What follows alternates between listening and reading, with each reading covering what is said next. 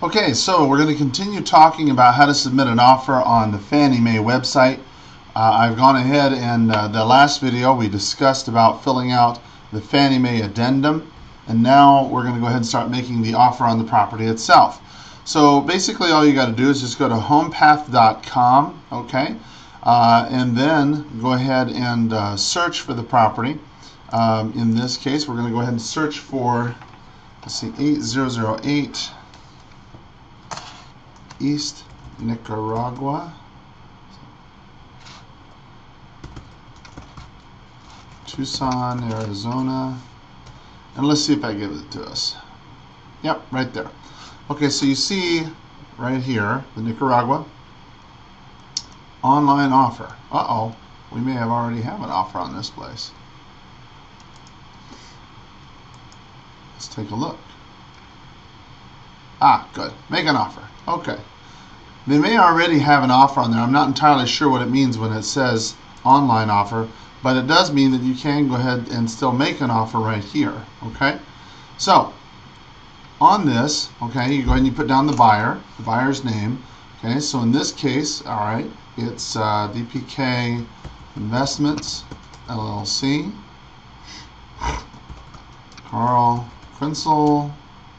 And the address, let's see here, is 2752 North Serrano Lane, Tucson, Arizona, 85712, United States. There's no secondary buyer. Have I purchased property before with Fannie Mae? No. Purchase offer amount. Okay, so let's go ahead and take a look at the offer. Is $36,000. Oops.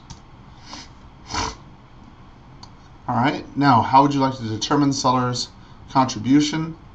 In this case, we're not going to ask for anything. Okay. I'm not asking for them to go ahead and provide any kind of concessions. So if they were going to pay any of my closing costs or something like that, then I would go ahead and enter it here as in terms of a percentage or an amount. But if I needed them to do anything else, I would go ahead and do it here, like a septic system or something like that, right? Requested repair amount, I'm not going to ask them for to do anything. As it is, the offer itself is low enough, so I'm not going to ask for them to do anything else. Financing type, cash, all right. Buyer type, investor. Public funds, I'm not using any public funds. Buyer representation, co-broke, that's who I am. Have I been pre-qualified? Yes. Do I own my own current residence? Own.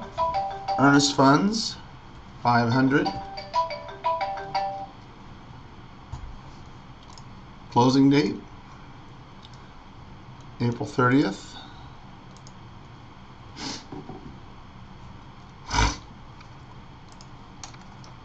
Contingencies, they're going to be, let's see, inspection contingency. Comment, as is sale, cash, financing. Do not intend to occupy. All right. Now, selling broker. Now, when I went ahead and made the offer, okay, it's a great idea to go ahead and register. That's one of the things they're going to have you do first is register. And so this, in my case, I've already done that. Okay, so save progress. Oops. I put down save progress and exit on accident. Return to the offer. Continue. So, okay, now what we want you to do is just review it, make sure it's all correct, which it is. Continue. Now, they're basically saying the selling agent acknowledges that this is an online purchase, okay, and it's equally binding. So if they say yes, then you're good. The seller reserves the right to accept any and all offers, okay, that they're not responsible for any errors, outages, etc., because of its electronic online purchase. That you understand that the electronic messages provided by them are their only way of communicating with you. So when they email you, you got to make sure you give them a good email address when you register. That it's your responsibility to upload the correct address, the correct offer and the addenda that go along with it. So you need to make sure you're responsible for putting all that information in correctly. That you must have the prospective buyer sign the local form of real estate.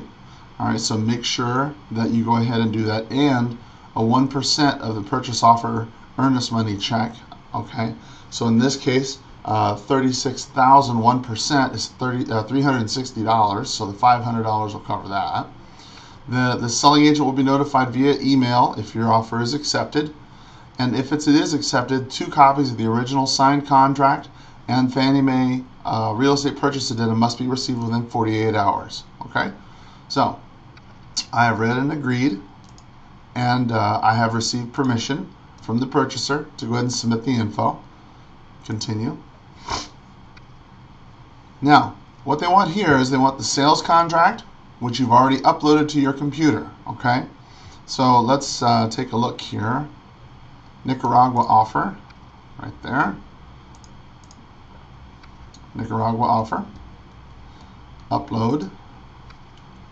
Now, it says that this is the sales contract only, free of any additional documents, attachments, or supplemental information.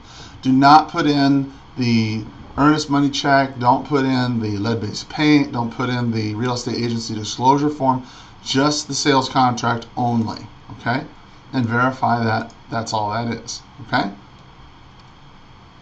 Then the template for the Fannie Mae addendum, all right? You've already filled out the Fannie Mae addendum like we discussed yesterday. You see right here, I have Fannie Mae Nicaragua PDF form. I scan into the computer, choose, upload. It says that this is the only thing that you're putting in. This is the Fannie Mae addendum. That's, remember, the only thing they want is the Fannie Mae addendum and the sales contract. That's it. Okay, so I verify that.